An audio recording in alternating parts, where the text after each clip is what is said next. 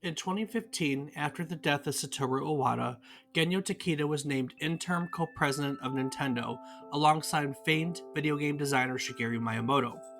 It was an honor in recognition of Takeda's contributions to the company. In fact, Miyamoto himself has referred to Takeda as Nintendo's first game designer for his part in creating what Nintendo considers to be their first video game. Today, we're going to take a look at that first video game and Nintendo's first game designer, Genyo Takeda, as we look at his career that led him to create today's topic, Punch Out, which came to the Nintendo Entertainment System in North America in October of 1987. We'll look at Punch Out in depth. We'll talk about Takeda's career. We're going to talk about Nintendo R&D 3 finally. And we're going to discuss which video game characters we'd like to see punch out ourselves as we take today's trip down memory card lane.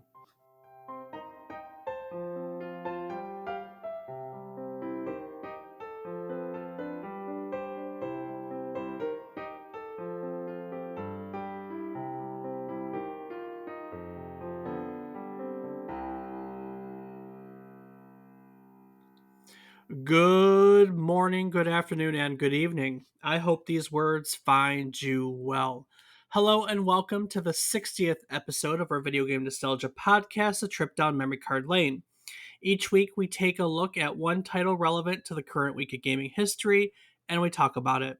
While doing so, we hope to teach you something new about the game, what it took from the world as its inspiration, and what it gave back to the world in its legacy.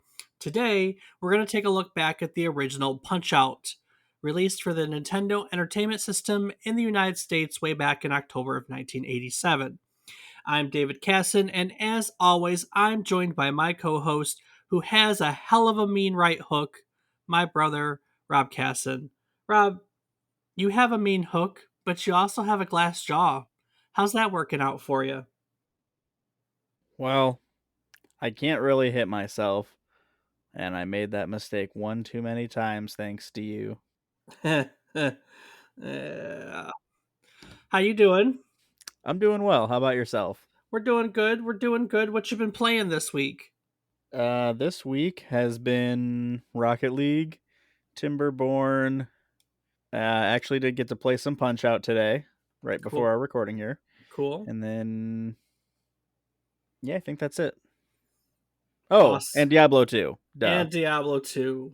That is Duh. How correct. about yourself? Well, we have overlapped in Diablo 2 and Rocket League. I've also had a chance to play Punch Out as well in preparation. I had a chance to play a little indie game called 12 Minutes that I'm in the middle of, which is kind of interesting. It's a little time loop game on the Xbox Game Pass. And I spent some hours playing Cyberpunk this weekend.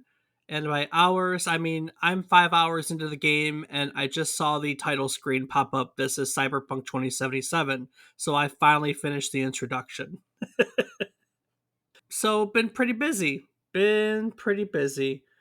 Well, did you have fun playing Punch Out at least? I'd say so, yeah. I definitely wish I had a little more time so I could have seen if I could have gotten farther, but it's an enjoyable game. Every time I've played, I've always enjoyed it, even though I've definitely only gotten better over the years. Very, very true. Only gotten better. Well, we have a whole lot to cover today. We have a whole lot to cover. So I'm going to get started. All right.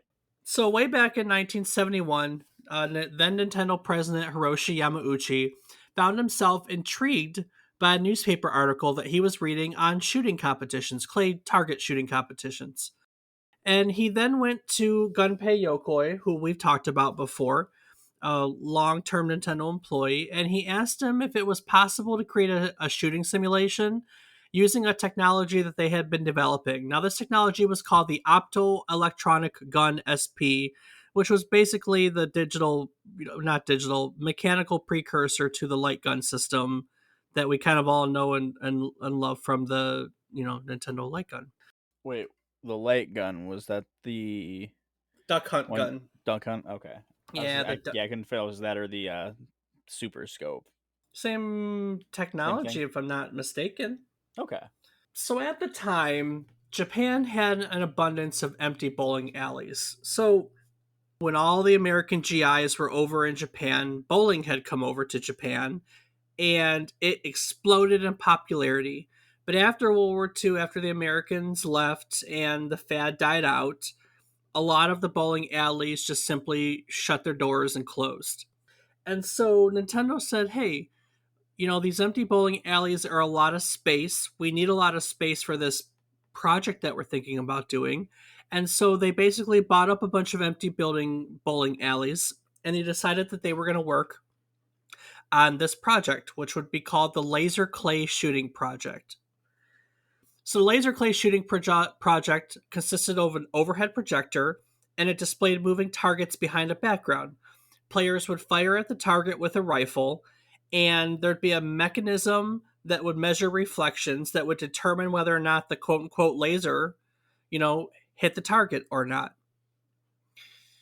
So early on in 1973, this game was unveiled to the public. This was going to be an early Nintendo game. Now, might I remind you too, this is pre-video game Nintendo.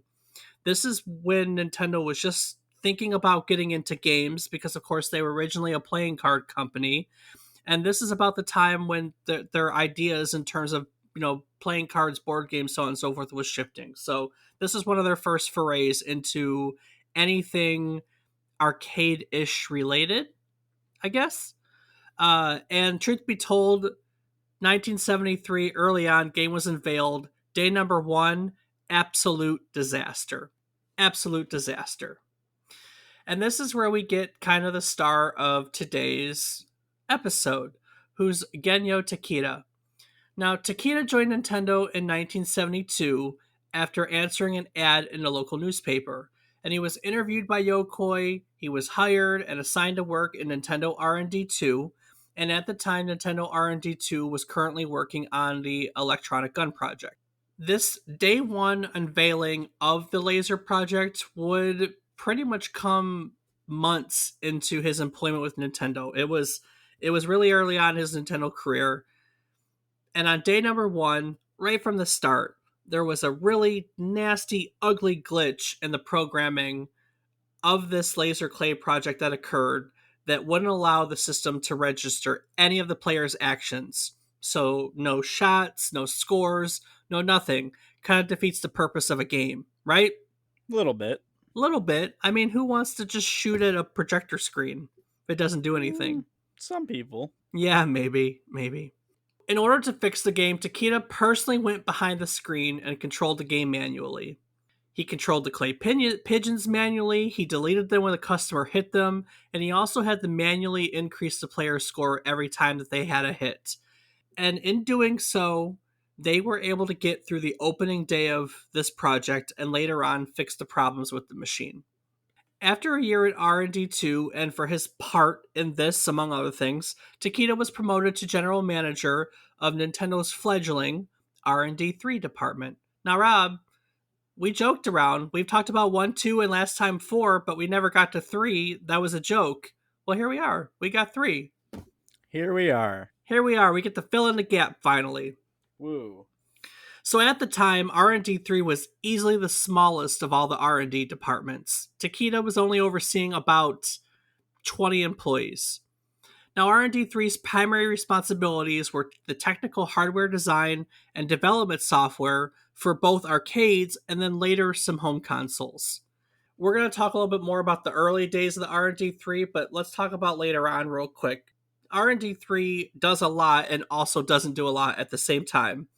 So let's kind of cover their history. So later on, this division would be responsible for the Nintendo 64, the 64 disc drive, the GameCube, the Wii, the Wii U, the Nintendo 2DS, 3DS, and their XL versions. So they were primarily hardware development, and I mean, let's be honest, they made Nintendo systems, right? Right. In 2000, they would be renamed to the Nintendo Integrated Research and Development Division and spend most of their time researching all the technologies that would power their next-gen consoles. In 2015, it would merge with another division to become the Nintendo Platform Technology Department, which would oversee the development of the Switch, which of course is Nintendo's current system. So this lineage goes all the way here from the 1970s to the Switch. A little direct department correlation, which is kind of cool actually. Sure is. As a side note, since we're talking about later on, Takeda, when Satoru Iwata died in 2015, Takeda, along with Miyamoto, were appointed co presidents in the interim until Nintendo hired a new president.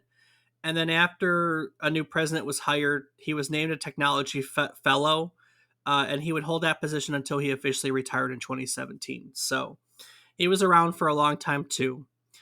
But going back to the beginning of his career, Takeda's first project, after the Laser Project, isn't actually credited to R&D 3.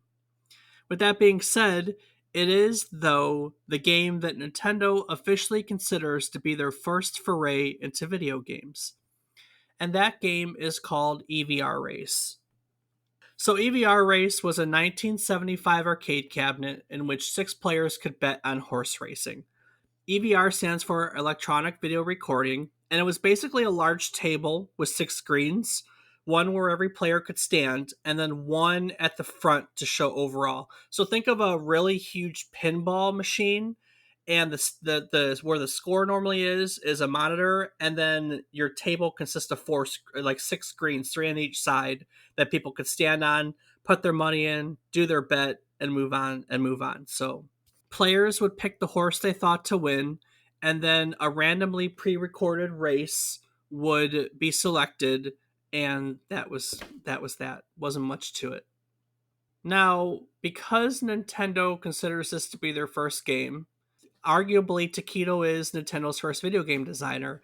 And in fact, famed video game designer himself, Shigeru Miyamoto, has come right out and said that he considers Takeda to be Nintendo's first video game designer because of his work on the EVR cabinet. So we've never really talked about where Nintendo began before in video games. And now here we are. EVR, horse racing. Do you know that, Rob? I had no idea, Dave. Did you know that they did a laser clay project either? No, can't say that I knew that either. They really don't consider that to be a video game. I think mostly because it falls more so in the mechanical game category than the video game category. But yeah, they consider officially EVR Race. That's their first game. So after EVR Race, Takeda would earn game design credits on a few other games, working alongside Miyamoto. We've discussed one recently while learning all about Donkey Kong. This was the first game that incorporated their famous damsel in distress trope, and that was 1979 Sheriff. So, if you'll recall, in Sheriff, the player controls what else but a sheriff who has to defend a town against a gang of attacking bandits and rescue a captured woman. In the game, Takeda is credited as a game designer, while Miyamoto worked on the art, which is where we've talked about this because as we talked about Donkey Kong and Miyamoto's design, we looked at some of his earlier stuff. After Sheriff, both Takeda and Miyamoto are given designer credits on a 1980 arcade cabinet called Space Fireball. In Space Fireball, players guide a ship through deep space while encountering spherical objects that appear to look like a bunch of comets or shooting stars, and then they suddenly shapeshift into large creatures called firebirds that start attacking the ship. Yeah. So after Space Fireball, we have Popeye. Now, if you'll remember, Donkey Kong originally started out with the Popeye characters, but Nintendo couldn't get the license at the time, and so they shifted the concept and designed the characters for Donkey Kong. But a few years later, Nintendo would get the license for Popeye, and these two gentlemen would both work together as game designers, working on a Popeye platform title. So Nintendo did eventually make their Popeye, which is really like Donkey Kong with another skin on it. I mean, it was a good game, but that it was that same like gotta run up girders and rescue. I think in that case it was Olive Oil from I can't remember the bad guy's name right now. I can't remember the bad guy's name right now. Couldn't tell you. Yeah, all this is new to Brutus, me. wasn't it Brutus? B Brutus. I don't know, man. I, I just I said I don't know. I know, I know. And that brings us to 1984, the year I was born. It Hmm. was yesterday. Anyway, so at some point, sales of Donkey Kong would slim down. Obviously, no game stays famous and popular and heavy in sales forever. And so as a result, Nintendo had an excessive number of monitors laying around. And so these gentlemen were asked to design an arcade cabinet that utilized this excess of monitors. So after mulling around some options, they chose to make a boxing game. They wanted to utilize the ability to zoom in and out of an object. This was a graphical feature that was starting to become a thing, and they wanted to take advantage of the latest and greatest technology. So that was their basis. Let's make a boxing game. Let's zoom in out of an object. We're good. I found an old interview with Miyamoto, and it was really interesting because he talks about all sorts of things that were being worked on at the time. Like, for instance, they told Miyamoto that they could zoom in or rotate the image, but not on both screens at once. They were wanting to use new microchips, and they wanted to line two monitors and two microchips side by side and make a really big racing game, but the technology wasn't powerful enough to accomplish that at the time. And then basically, too, they got to the point where if they could only expand one image, they thought about what they wanted it to be, and they thought about it being focused on a person. And this kind of helped them zone into a boxing game with one opponent. So they basically swapped down to one monitor with a boxing game zooming in an opponent, but then they had all these excess monitors, so they thought it'd be fun to make the concept stretch into two monitors. So the whole process is kind of a roller coaster: two monitors to one monitor to two monitors, and we get Punch Out. We get 1984's Punch Out. Actually, February of 1984's Punch Out. So it's exactly as old as I am. Wow. I know, right? So Punch Out, the arcade cabinet, would end up becoming the greatest, best selling rather, arcade cabinet in the United States for the entirety of 1984. And in the arcade version, the player takes the role of a green haired, unnamed boxer. He doesn't have a name in the original, and he's known by the three initials that you put in when you start the game. During the matches, the player's boxer is viewed from behind and above as a wire frame. He's not solid in the original, so the opponent can be seen. The camera's more behind you, and you're a wire frame. And like the punch out that we know and love, you have to time your punches, your dodges, your blocks in order to defeat your boxer. Now, unlike the punch out we'll discuss in a little bit, the NES punch out, all of the boxers have patterns, right? You learn your boxer's pattern, and you counter it. That's how you get good at Mike Tyson or punch out. Am I right, Rob? That you are, Dave. Now in the arcade cabinets, they didn't have patterns. They had move sets and they had tells, but they didn't have patterns. So can you imagine that game without knowing? Like, think about that for a second. What if all those opponents did all their moves randomly? It would be a lot tougher. It'd be a lot tougher. I don't know if it'd be as fun or as universally appealing either. You know what I mean? Yeah, I guess I have no idea on that one. So it's interesting to think about. It's really interesting to think about. So once you get through all the enemies on Punch Out, you repeat all the enemies with increased difficulty, and so it's just a cycle until you lose. Until you lose. It's a continuous loop. There's no actual ending. This is very common for many games made during this period, which we've looked at before, the golden age of arcade games. And you would just go in constant circles with the difficulty increasing after every cycle. They did end up producing this one, like I said, with the two monitors. The top monitor ended up having the statistics and fighter portraits, while the bottom one was the main game display, along with all the gameplay and power meters and so on. and so forth. A few years later, here in 1986-87, Takeda and part of the R&D division was assigned to port this arcade cabinet over to the Famicom and the NES. It makes sense. Home consoles were getting stupid popular, and Nintendo wanted to take all of their titles, their best-selling titles, and bring them over to the NES. But there's one problem. The NES wasn't as powerful as arcade cabinets were. And so they quickly realized that it was going to be impossible for them to faithfully port the graphics and gameplay of the arcade cabinet over to the Nintendo Entertainment System. And so one of the first changes they made was, instead of making the playable boxer transparent or wireframe, they decided to make him more little so that players could more easily see the opponent's face. And so, as a consequence of this decision, that boxer was baptized as Little Mac, who has been a staple for the entire series. Isn't Little Mac in Smash Brothers 2? That he is, Dave. Along with Little Mac, there were some other changes made to the NES version. A plot. There is background music played during fights now. There were animated cutscenes created to break up the monotonous gameplay or usual gameplay. And there was also a password system added to allow players to, I guess, save your progress.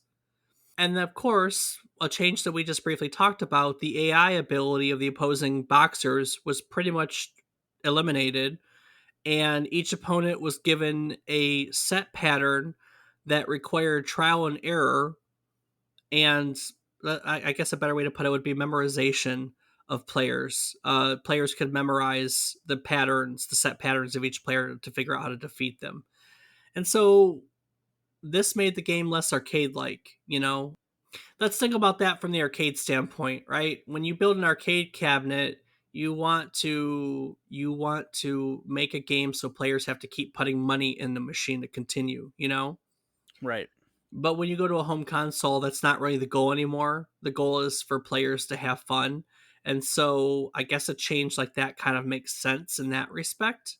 You get what I'm saying? Yeah, no, I definitely agree. And I think that I don't know, I like the set patterns. We'll talk about the gameplay in a second, but I like the set patterns. So before the first version that we know of in the United States is called Mike Tyson's Punch Out. But before Mike Tyson's Punch Out, Nintendo released the game in a gold-colored Famicom cartridge that was still simply titled Punch Out, only in Japan. This was without Mike Tyson in it, and it was a prize for participating in the Famicom's Golf US Course Tournament that was held in September of 1987. They printed or produced 10,000 units of this gold cartridge. Roughly half were given as high score prizes, and the rest were doled out as lottery winnings. In this one, Mike Tyson isn't the end of the game. In fact, that dream fight, which is we'll talk about in a second, the dream fight's the last fight of the game. It doesn't exist in this first version of the game. Instead, it ends with the last opponent of the world circuit, which is Super Macho Man, who, as a side note, was the final opponent in. They made another arcade title a few years later called Super Punch Out, and Super Macho Man was the last opponent in Super Punch Out, so they kind of took it from there. About the time that this gold version was being released, as a prize for this golf tournament, president, founder, Minoru Arakawa attended a boxing match, and this boxing match featured future heavyweight champion Mike Tyson.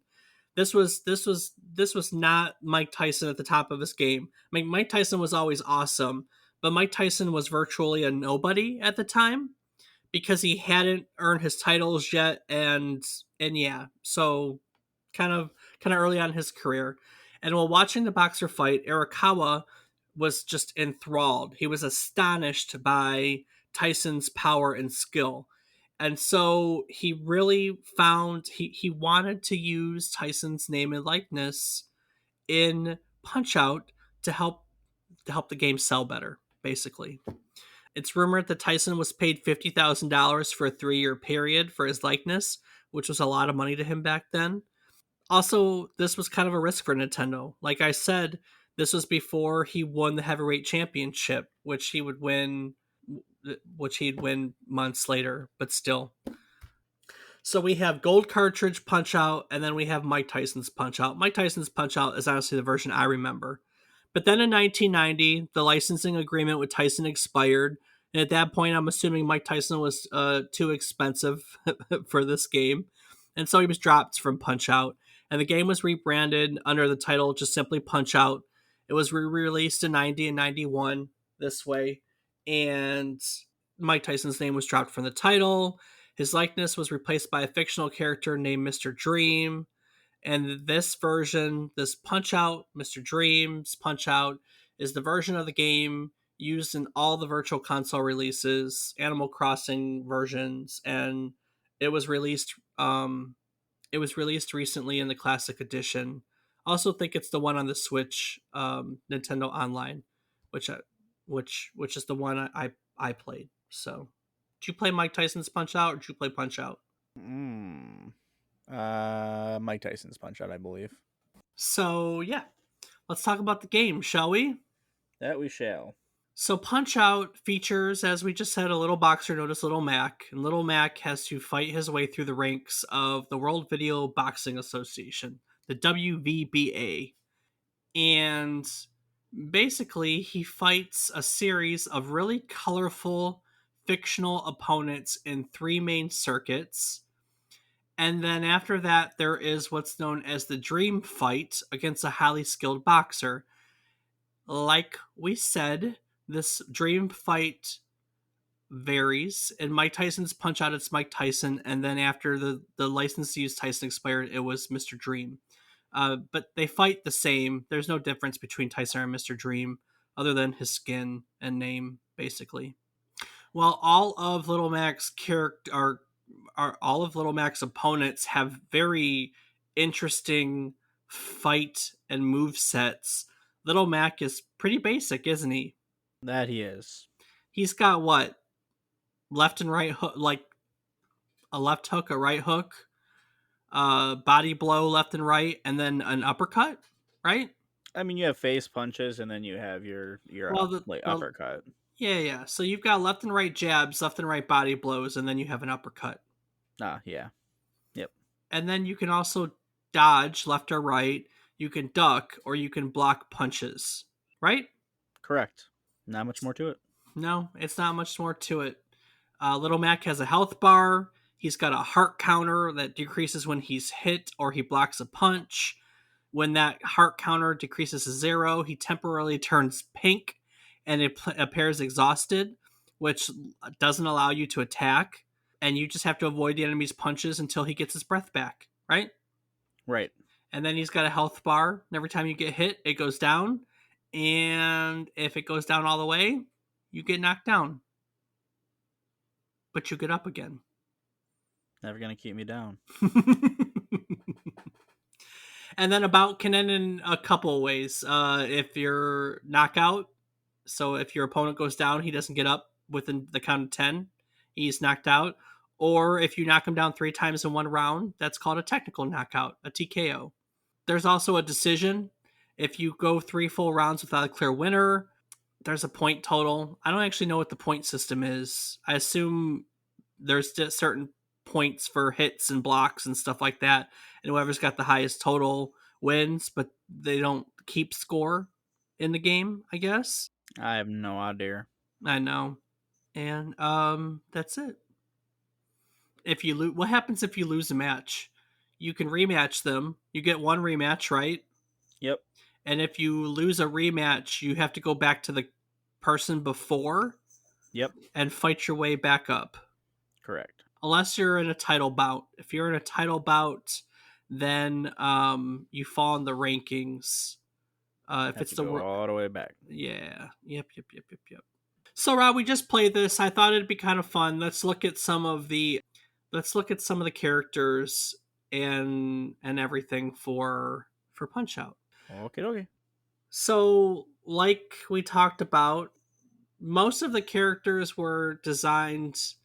I wouldn't say most of them, but a lot of characters were designed by Makoto Wada. Now, Makoto Wada is been involved in a lot of games, not in a major capacity. He's been a script writer or a scenario designer for a lot of different games. One of which is Animal Crossing. He's a script writer for Animal Crossing. That's what he's been doing recently.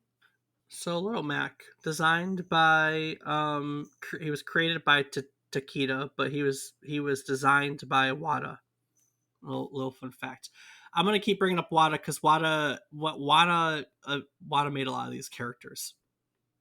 So you start out with Glass Joe, right? I start out this episode with the Glass Jaw joke, and that's where Glass Joe comes from. Glass Joe was introduced in the original arcade game, and he first appeared in the arcade version to give young players a sense of accomplishment, which motivated them to spend more money to try and beat the more difficult opponents. So he was basically the Hmm. one. He was basically the one that roped you in. He was purposely designed to be easy, and yeah, made you want to spend the money. Now, he was originally designed by Miyamoto, and then he was revised by Wada for the NES version. Now, Glass Joe's pretty easy, isn't he? Yeah, no, absolutely is. I mean, you dodge his punches, you knock him down, he doesn't get back up. I don't think he gets back up. I think he's a one and done guy, right? I think he does get up. Mm, I don't know. I literally just fought him and it was so quick I can't remember. I know. He's a super fast one. The second one is a stout German called Von Kaiser. Um, Von Kaiser. I can't look. I'm just gonna say it right now. I don't think this game would get made right now in today's cancel culture. You know what I mean? Yeah, it wouldn't. It would not. Like every one of these characters is a caricature of some racist stereotype for the most part. And I don't think this game would get made like this anymore in any way, shape, or form. No, I don't think so either. It definitely holds some negative connotations. So Von Kaiser, this is his first appearance. And after that, you get a character called Piston Honda. Hmm. In the original arcade, he was Piston Hurricane. I don't know why they changed from Hurricane to Honda. Another stereotype of a typical Japanese boxer. After that, you get Don Flamenco, who I guess he's a flamenco dancer. I mean, he comes out with a rose in his mouth and he uppercuts it, right? Right. This was his first appearance. He's another one that was designed by Wada. One that I caught you beating up on was King Hippo. King Hippo has a trick to him, doesn't he? Sure does. What's that trick? He opens his big fat mouth, you shut him up and hit him in the stomach. That's exactly right. That's exactly right. Yeah, I was reading an article somewhere that was ranking like characters in the Nintendo verse, and this one was one of the bigger ones. Like at the time everybody knew the trick to defeating King Hippo. And then like this isn't where King Hippo's only places. There was a Saturday morning Nintendo cartoon called Captain N and the Game Master, I think, and King Hippo was one of the characters in it. So he was kind of a character for Nintendo kids in the 80s. But this was his first appearance. He was new to the Nintendo version too. And then the one that I hit my wall was Great Tiger. I think you hit your wall there too, didn't you? Well, just getting to the point where we had to record, so I didn't have too much time to go up against him. Oh yeah, I mean I'm not saying that he's impossible. I mean I'm just saying like I decided to play it once until I got my butt beat for me with the time I had this week, and that's where I hit my wall was Great Tiger. So he was a Wada character. He first appeared in the arcade Super Punch Out, and yeah. Now, had we gotten past the wall, we would have gotten to a character called Bald Bull. Bald Bull was an original arcade character. He was designed by Shigeru Miyamoto, and then he was revised here by Wada for the NES. Now, there's something really interesting about Bald Bull. So, Bull has a move called the Bull Charge, and it's a special attack in which he moves backwards, he moves forward, and he knocks out the player in one hit.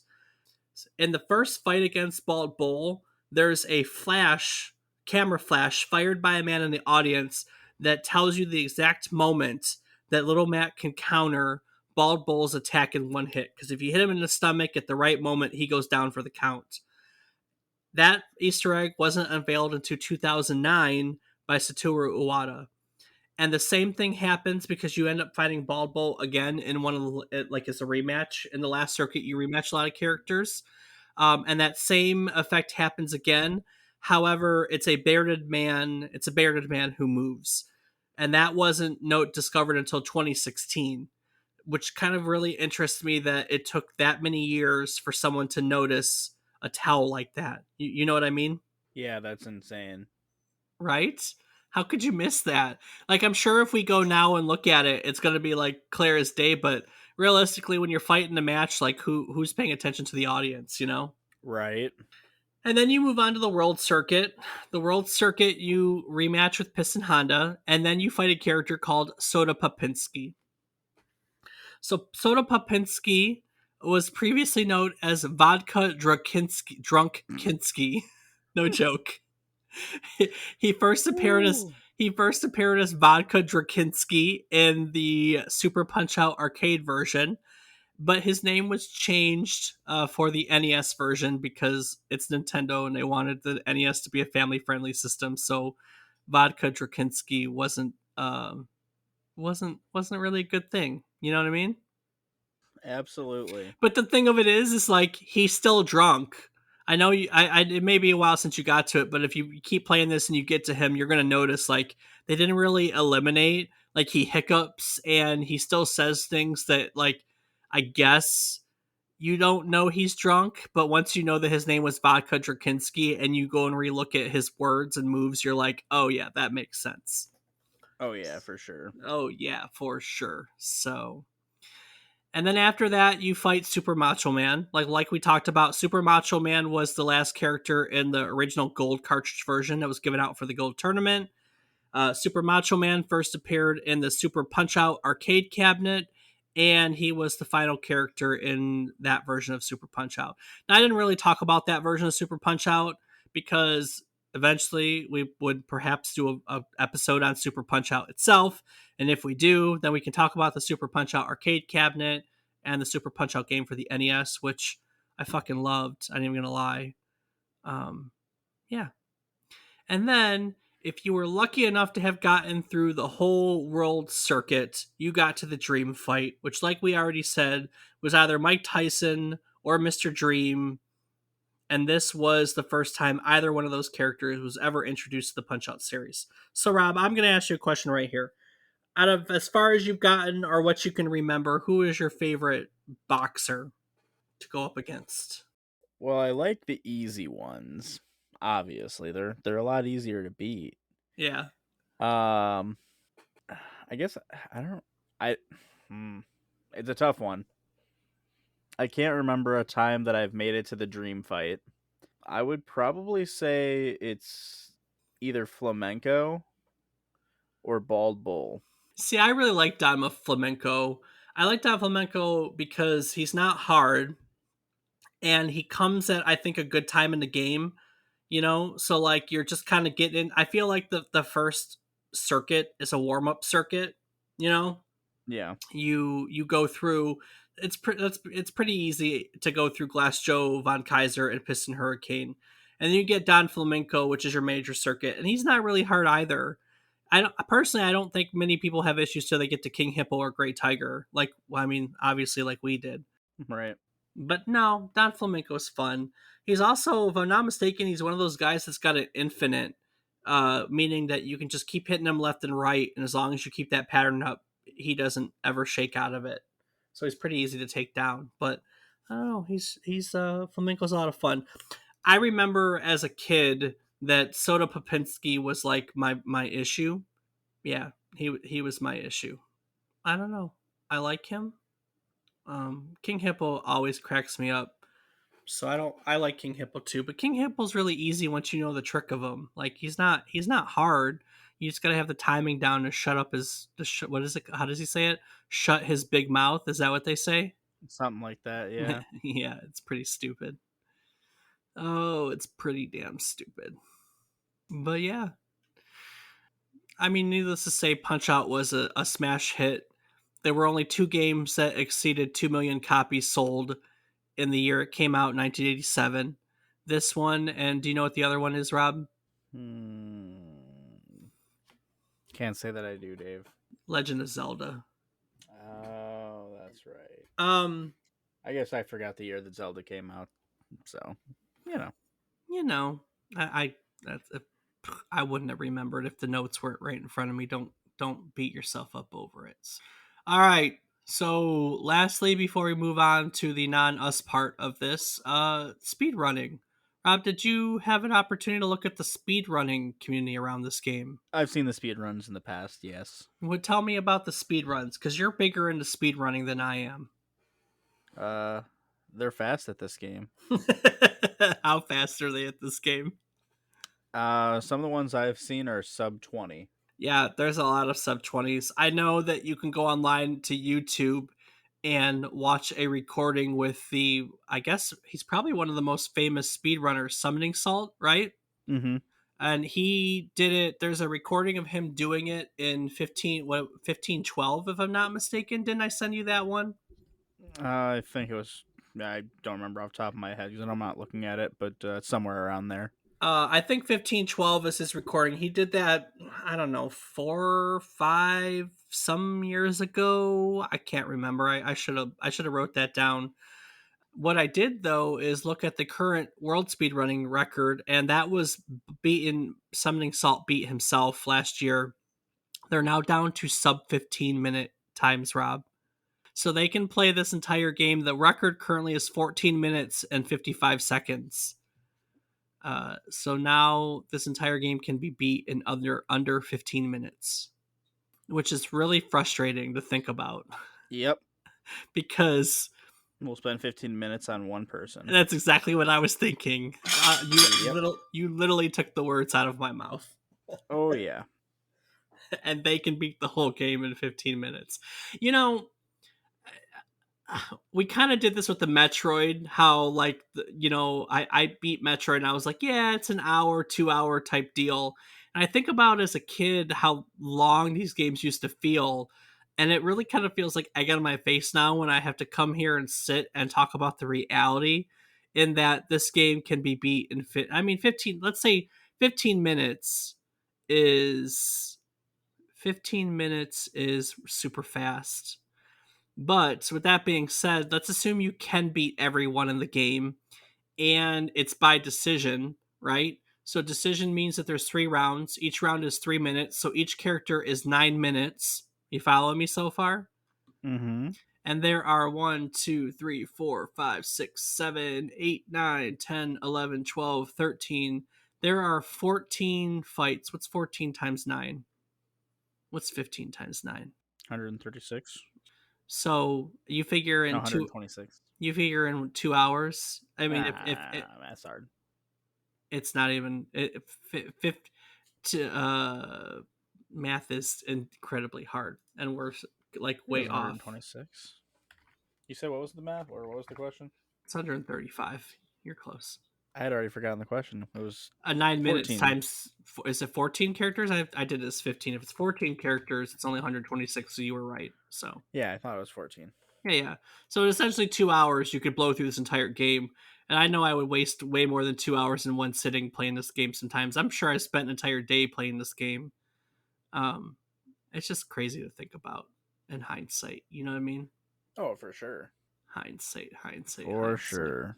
But yeah, so that storied history is Punch Out with R&D3 and Takeda and a lot of really colorful characters that would never get accepted in today's PR culture. I mean, for real, Vodka Drakinski, it's hilarious. It's hilarious. But yeah, Very, very dicey. look, I'll be honest. I had a lot of fun playing Punch Out again. It doesn't get old to me. I Yeah, I don't. enjoyed the hell out of it too. Yeah, I did.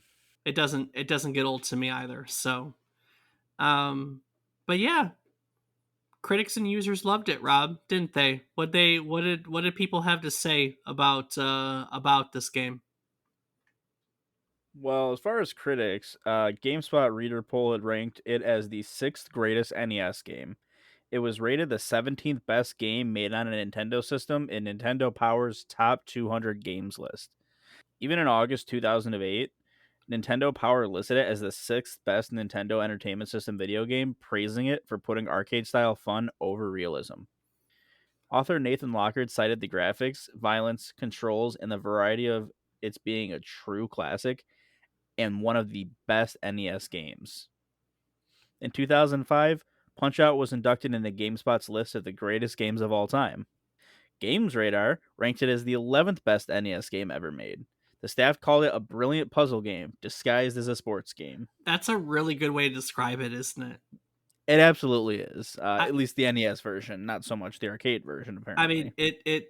it I mean let's talk about that for a moment because I said in the beginning I think the reason why this one has such widespread appeal that sentence in a nutshell is why everybody loves this game. It's it's a boxing game, but it's not a boxing game. I mean it is a boxing game, but you're right, it's a puzzle game because you have to learn, right?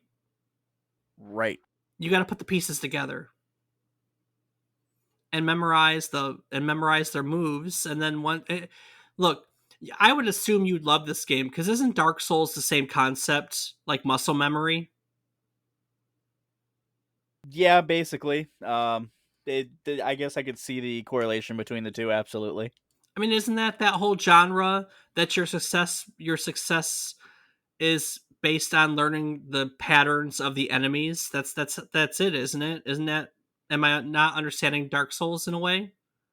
I mean, it's just a lot simpler, so I hadn't really thought of the two. But you are right; it is the same concept. I mean, I know it's simpler, but I always thought that was the draw. What people really liked about Dark Souls, other than the fact that it's really hard, that's how you get past the That difficulty was it. because it's very hard. Yeah, I enjoy it because it's hard. It's a But challenge. that's the thing. Like it becomes less challenging by learning the enemy's moves, and that's You're not muscle. wrong, but Okay. you don't think about that. It's just about the challenge. So critics loved it. What did some users have to say about it? Well, Guy Chapman on Moby Games calls Mike Tyson's. Mike Tyson's Punch Out. All I can. right. I'm good with that. Uh, Guy Chapman on Moby Games calls Mike Tyson's Punch Out the most entertaining boxing game ever made. He starts out by noting that he's not a sports game fan. That aside, this still remains one of his favorite NES games of all time. Mike Tyson's career behavior notwithstanding, the game offers a colorful selection of characters with personality, instead of two palette swapped fighters blandly pounding away at each other. Each character was different, fully animated, and entertaining. Same went for all of his little nods to the company, from the amusing Mario cameo to Doc's advising Little Mac to join the Nintendo Fun Club, pre Nintendo Power. Even Little Mac himself had a sprint to him, which kept him from being the generic boxer found in the arcade. I had a bit of a spirit to him. Meh, spirit sprint. We'll take it. Keep going. Yeah. Gameplay is where it excels. The game is simply fun. Fun. Never before or since has there been a boxing game as entertaining to me as Punch Out. The gameplay is rock solid, and even when you learn all the strategies in secret, it's still fun to blow through over and over again. It's one of those classics that simply remains at its heart a great game and never loses what made it special in the first place. So, as well as Guy Chapman, Asinine on Moby Games gave this 4 stars, writing that any sense of realism is quickly abandoned the second you beat Glass Joe and you are set up against the most stereotypical German ever. Followed by a guy from Japan who can only speak in words like Honda, Kamikaze, and a few car brands. I don't like realism, so it's funny to see a game throw it overboard like this. And sailing away on the SS silliness? Why isn't silliness a word? The Mm, stereotypes just keep flying at you, and the game reaches its top when you have to fight against an Arabian magician. the Tiger King. I just thought about that. It's the Tiger King, Rob. Uh, sure, it's Great Tiger. Hmm. Whatever you say. Okay. The controls are really fluent and fast, with only the special ability been bound to the start button. Why in the world would you choose start for this? Mm. Aside from that one stupid choice, you will easily learn how to dodge and attack while fighting Glass Joe. No tutorial needed. It feels pretty awesome to successfully dodge somebody and then give them the uppercut. And the best thing is that you don't need any weird combo moves to pull such a thing off. The graphics absolutely blow my mind every time I see them. Seriously, just play Super Mario Bros. For a few minutes and then switch to this game, it looks like you just jumped 8 bits forward. Characters look awesome. There's a crowd in the back and it has a cutscene where Little Mac jogs through New York City. You can see the Statue of Liberty in the background. It's just amazing. I can't even begin to imagine how they managed to fit it on an NES cartridge. Punch Out is a funny game with a lot of character to it. Realism is keelhauled several seconds in, the graphics are breathtaking, and the gameplay works perfect. So I don't know who wouldn't enjoy this game. The only people I can't recommend this game to are the ones who are looking for something casual and easy to play, because this game tends to be very hard and requires multiple sessions in order to get past certain parts. If you can handle a little challenge, then this game is definitely worth checking out. Well, I hate to tell this guy, but people can beat this in 15 minutes. Yeah, Ugh, I know. All right, multiple sessions. Jeez. I know. All right, Rob. Well, I have another gaming question for you, or gaming question of the week based on this game. Sure. So What's up? the basis of this question was that if there was any video game character you could challenge to a boxing fight, Punch Out style, who would it be? Now, I want you to think about this for a second because the kind of the way I thought about this is how cool would it be if essentially there was a Punch Out Super Smash Brothers style where you had a large roster from all over the Nintendo place. You get what I'm saying? So are we asking who would I box or like who would I choose in a video game about boxing? Either or. I mean, you can take this from either angle. I thought about this as in who would I want to fight? Who would be a really fun, colorful character to put into Punch Out, animate and make a stereotype of essentially, and have fun fighting. You know? I mean, would be kind of fun to like probably use Master Chief. Mm, yeah, Master Chief would be fun. I was thinking like Kratos. You know, I think Dante. Dante. Yeah, Dante would be another fun one. I'd like to beat up on Trevor from Grand Theft Auto. Yeah, that I can agree to that one. That dude could take some punches. He can. Yeah, no. That yeah. Oh, but I don't know. Like, I mean, Kratos would be cool because like him and his fists. You know, you could see the freaking fist just kind of flaming fists light up and get at it. Um, I mean, who else? Who else could you think of that would be like big animated type deal? I mean, Master Chief would just be fun. Master Chief would be fun. Master Chief's special move, if they knock the player down, Master Chief should teabag as a taunting move. That would be perfect. That Yeah, yeah, yeah, you sold it. We need to yeah. get this going. I know. Greenlight the production. Come on, Microsoft.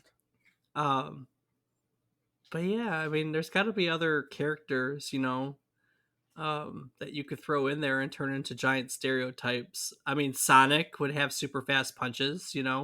Yeah. Um, I don't know. Who else is in Smash Brothers that would probably be fun to move over to Punch Out? That's kind of what I was thinking of. I mean like the Mario cast, you have like Bowser or Peach or Yoshi.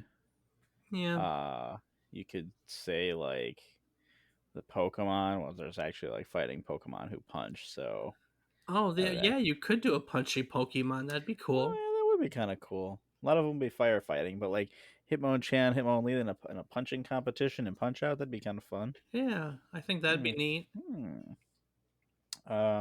Who else? Star Fox, Yeah.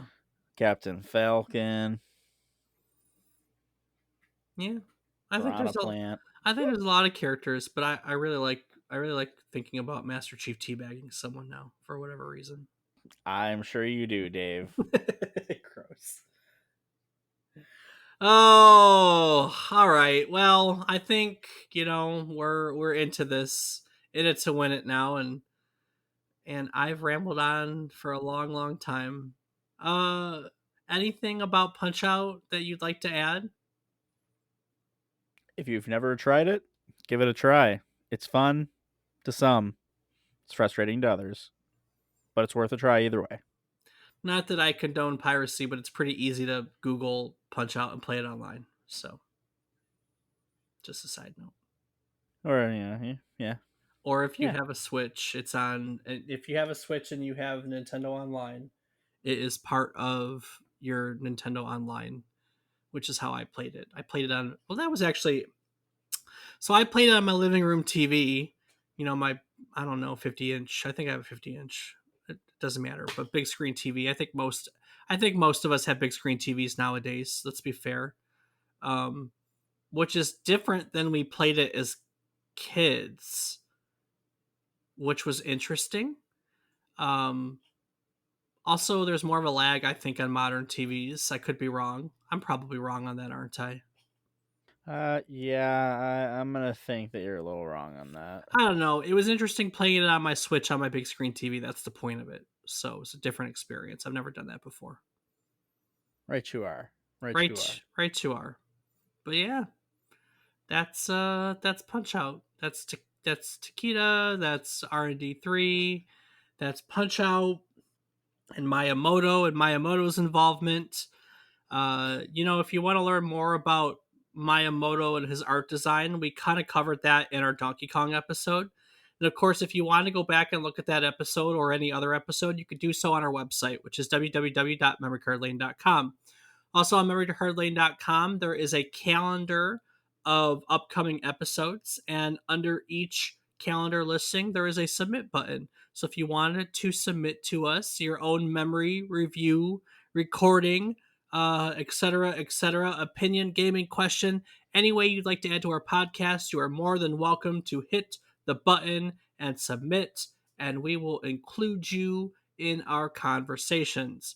Our biographies are on there, as well as ways to interact with us or support our podcast through our Patreon or our Discord community. Also, underneath our biographies, you can find our social media links. I am on Twitter as David is Wrong. And Rob, where you be these days? I'm on twitch.tv/FATBOIRIPZ. Awesome. Well, at the top of every episode, we tell you the point that we'd like to teach you something new about the game, what it took from the world as its inspiration, or what it gave back to the world in its legacy. And in doing so, we go roundtable and we talk about what we learned, our biggest takeaways from each episode. So, Rob, your biggest takeaway from the NES version or the arcade version of Punch Out, either or. We talked about a lot today. What was your big takeaway? Well, if I'm being completely honest, I didn't really know that there was an arcade version of this game, and even more so that said arcade version didn't have the same patterns as this NES version. Kind of cool, huh? Yeah, I'd never seen it in arcade or anything, so I just thought it was released on the NES, and that's where it got its start. Kind of makes me wish I could find an arcade version of this to play it, or like maybe wish they had put it on the Nintendo Switch online or just somewhere. I don't honestly know where the arcade version exists, but I too am curious and would like to see it for myself. Yeah, would be very interesting. So, for me, roundtable, what did I learn today?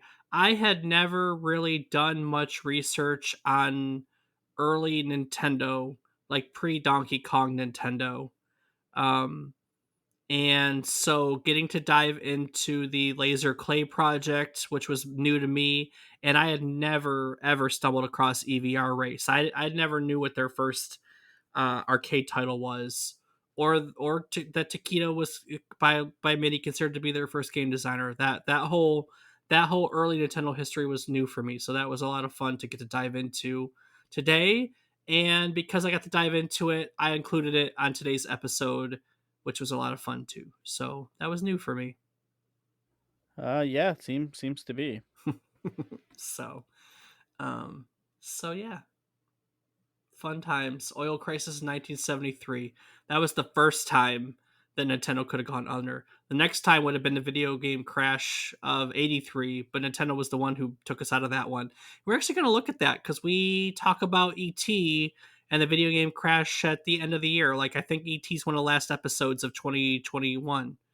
Um, yeah, fun times. Fun times. All right, Rob. Well, on that note, I think I've rambled on enough about history for one evening or day or whatever, afternoon, whatever, whenever you're listening to this. So, is there anything you'd like to give to our audience or add to our audience before we take it out of here? As always, just want to take a moment to say thank you so much for listening. We love it.